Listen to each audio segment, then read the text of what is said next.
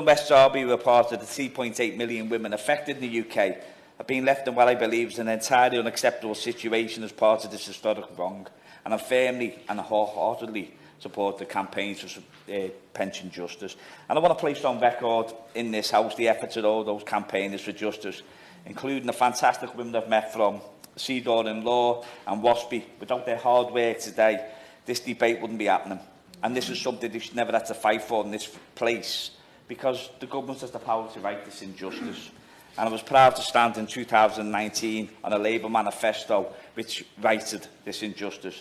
It's clear from the correspondence I've received and speaking to campaigners in West Derby just how much hurt has been caused by the actions of the DWP. And I want to speak about Jane today, who's phoned me at the weekend and she wants a story heard in Parliament.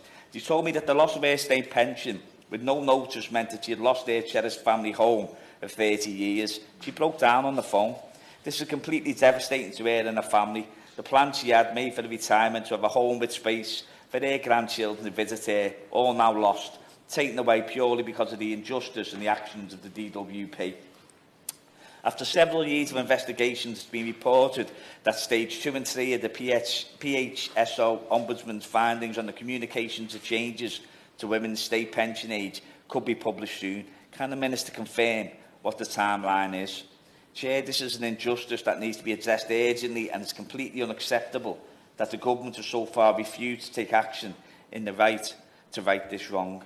There is nothing, absolutely nothing, to stop the government taking immediate action to provide compensation, and this has been outlined in this place today. Chair, in November 2022, I went to Downing Street with campaigners and handed in my early day motion number 430. The motion was signed by 87 members in this House and called for full financial restitution to women born in the 1950s. In the 16 years that have passed, months that have passed, this terrible injustice has only grown, and even more women are now facing poverty and total destitution as a result of the government's inaction.